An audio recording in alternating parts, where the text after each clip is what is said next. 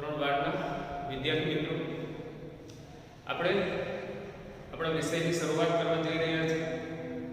તમને બધા વિદ્યાર્થીઓને પાઠ્યપુસ્તક મળી ગયા હશે। પાઠ્યપુસ્તકનું પ્રથમ કાવ્ય કવિ શ્રી નરસિંહ મહેતા રચિત પદ છે, જેનું શીર્ષક છે અખિલ બ્રહ્માંડ। કવિનું નામ છે નરસિંહ મહેતા, જેને આપણે આદિકવિ પણ કહી શકીએ, ભક્ત શિરોમણી પણ કહી શકીએ। વિદ્યાર્થી મિત્રો, નરસિંહ મહેતા વિશે હું કહું તો નરસિંહ મહેતાનો જન્મ ભાવનગર જિલ્લાના તળાજા ગામમાં થયો। એમની કર્મભૂમિ છે જૂનાગઢ જિલ્લાના 15મા શતકમાં થયેલા કવિ નરસિંહ મહેતાએ અખિલ બ્રહ્માંડના કાવ્યની અંદર ઈશ્વરની સર્વવ્યાપિતા વિશે ની સમજણ આપેલી છે। નરસિંહ મહેતાનું જે કંઈ પણ કાવ્ય છે એ આપણે જોવા બેસીએ તો નરસિંહ મહેતાના કાવ્ય છે એ બે વિભાગમાં વહેંચી શકાય।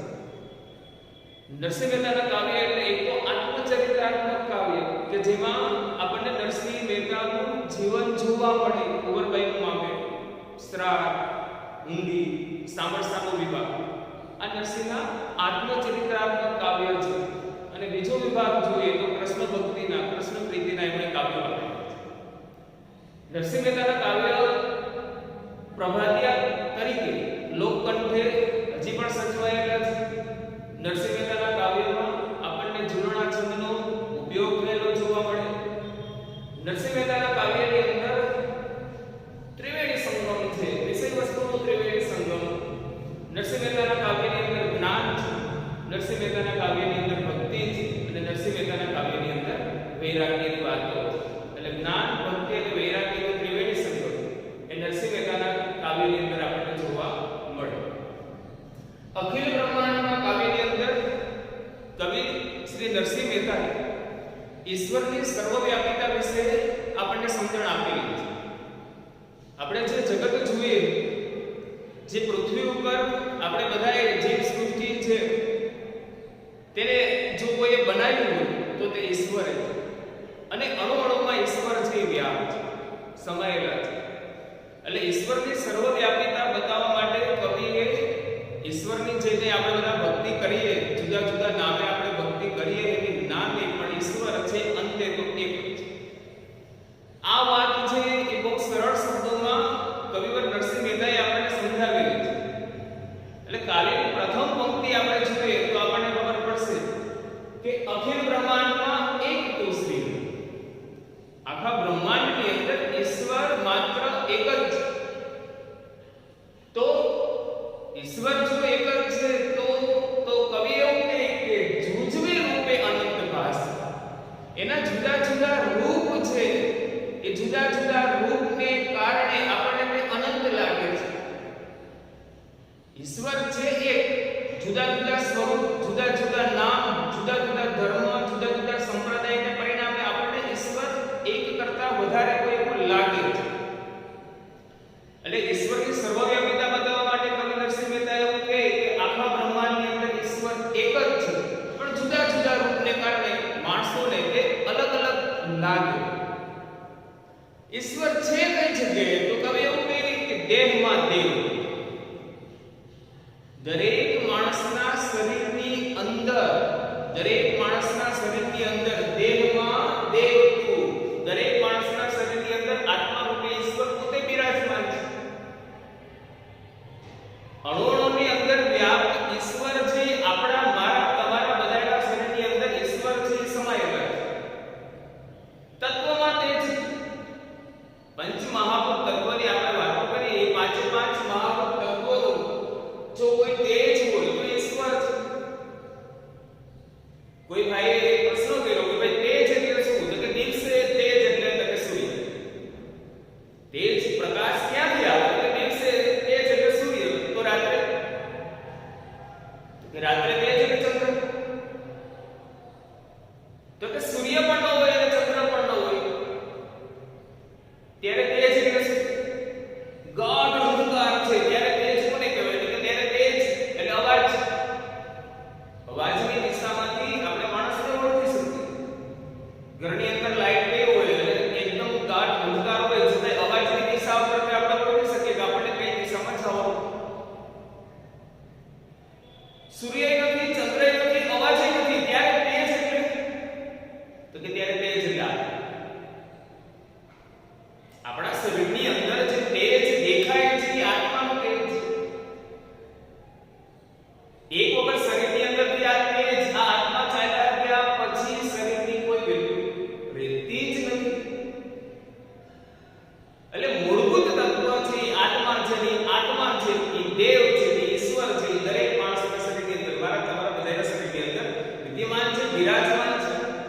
અને એ જ્યારે ઈશ્વર રૂપી તત્વ એ આત્મા રૂપી તત્વ જે શરીરમાંથી નીકળી જાય ને ત્યારે શરીરની કોઈ કિંમત રહેતી નથી. એટલે આપણા દેહની અંદર ઈશ્વર છે એ દેવ રૂપે આત્મા રૂપે વિરાજમાન છે, દરેક તત્વની અંદર તેજ રૂપે છે.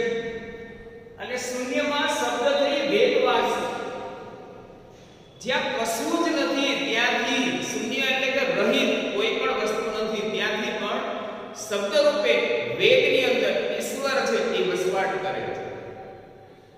જ્યારે કશું જ નહોતું પૃથ્વી ઉપર ત્યારે પણ શૂન્યાવકાશની અંદર પણ શબ્દ રૂપે ઈશ્વર છે એ વેદની અંદર પાસે, એટલે ઈશ્વર છે એ વેદની અંદર વસેલા છે.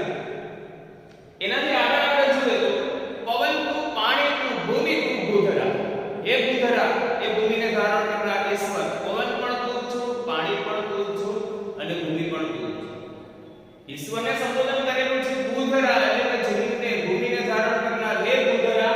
પવન પણ તું છું, પાણી પણ તું છું અને ભૂમિ પણ તું છું. વૃક્ષ થઈ ખુલી રહ્યો આકાશ, અને વૃક્ષ થઈ અને ધીરે ધીરે ધીરે આકાશની અંદર ઈશ્વર જઈ વિકસી રહ્યા છે.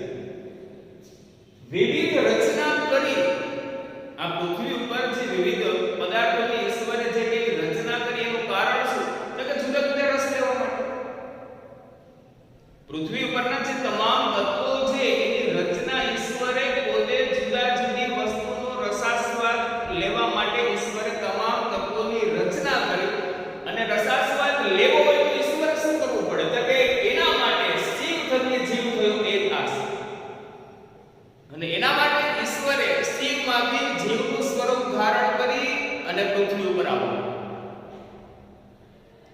દરેક આત્મા શું પરમાત્મા, પૃથ્વી ઉપરનો દરેક માણસ છે, દરેક માણસના શરીરની અંદર જે આત્મા છે એ પરમાત્મા બરોબર જ છે. કેવળ એના કાર્યો છે એ જોવાના. પૃથ્વી ઉપરના ભગવાન આપણે અનેક જોયેલા, જેણે મનુષ્ય તરીકે જન્મ ધારણ કર્યો અને અત્યારે દેવ તુલ્ય, દેવ કરતા પણ વધારે છે પૂજનીય મનુષ્યથી કે એના કાર્યો છે ઈશ્વર તુલ્ય હતા, બીજું કશું છે જ નહીં. એટલે આ પૃથ્વી ઉપર જે જુદા જુદા તત્વોની ઈશ્વરે રચના કરી તે એટલા માટે કરી કે જુદા જુદા રસોનો આસ્વાદ માણવા માટે, અને આ રસોનો આસ્વાદ માણવા માટે ઈશ્વરે શિવમાંથી જીવનું સ્વરૂપ ધારણ કરી અને એ પણ પૃથ્વી ઉપર આવેલા. એનાથી આગળ આપણે હાલે તો વેદ તો એમ બને.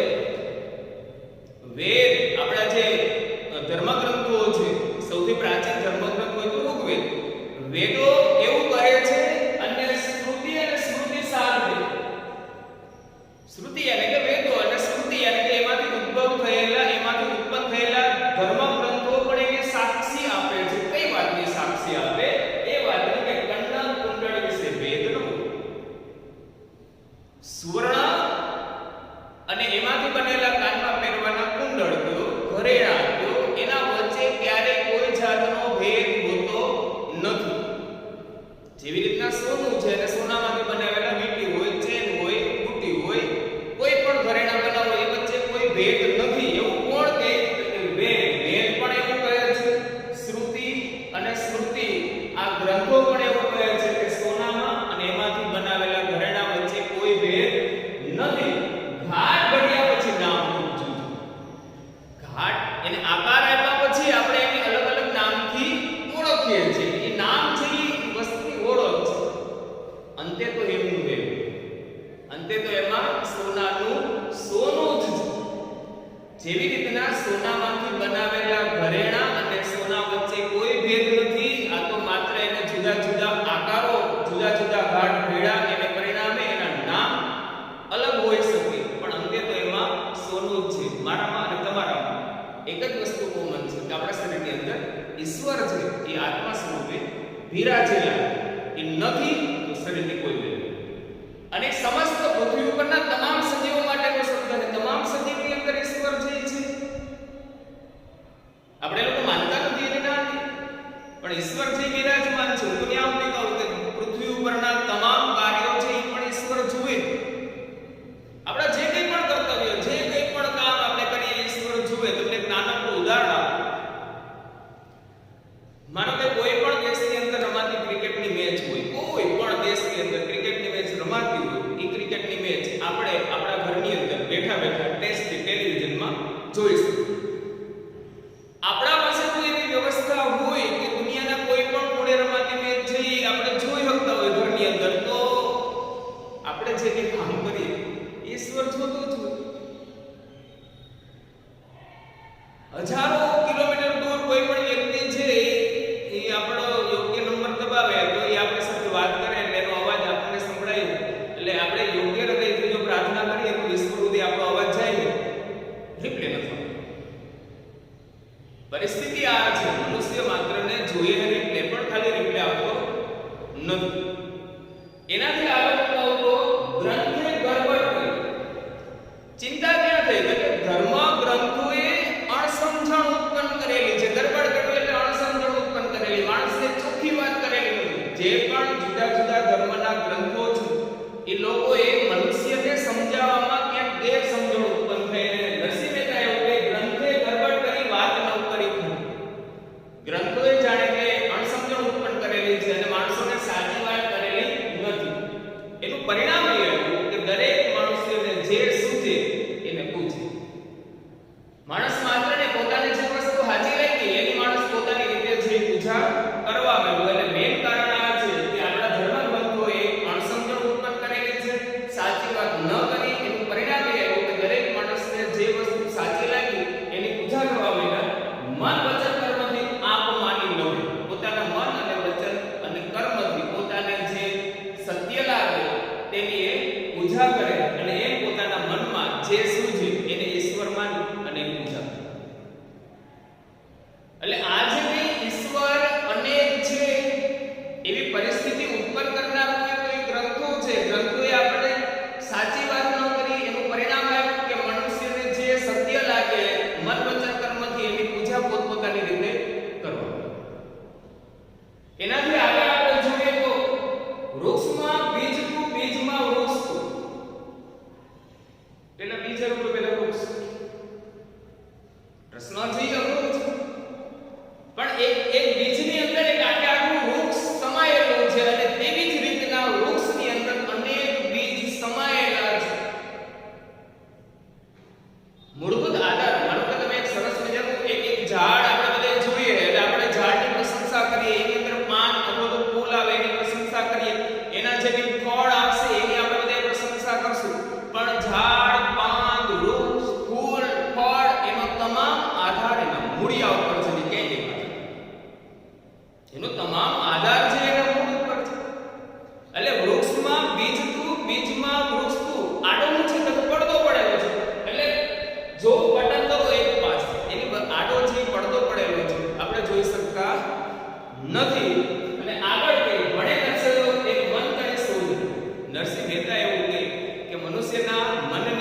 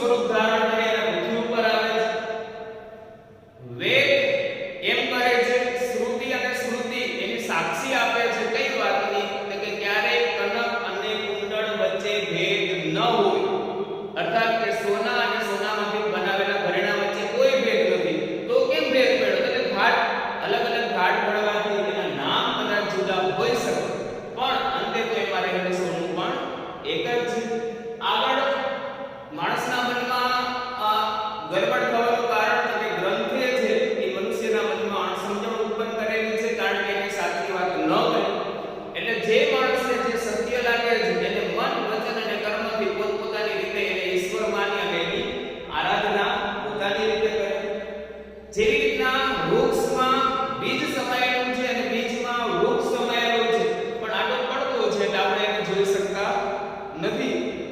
નરસિંહ મહેતા એવું કહે કે માણસની જે મનની શોધ છે, ઈશ્વરની શોધ છે, ખાલી પ્રેમથી, ઈશ્વર પ્રત્યેનો પ્રેમ દર્શાવવાથી આ શોધ છે એ પૂરી થઈ. વિદ્યાર્થી મિત્રો, પ્રથમ કાવ્ય ની સમજૂતી અહીંયા આપણે પૂરી કરી. તમારા મનમાં જો કોઈ ડાઉટ હોય, જો કોઈ પ્રશ્ન હોય તો તમે ગમે ત્યારે મને પૂછી શકો એટલું ના. જ્યારે પાછા મળશું ત્યારે વિગતે આની ચર્ચા, તમારા મનના જે કે ડાઉટ હોય તે આપણે સોલ્વ કરશું. અસ્તુ. જય હિન્દ.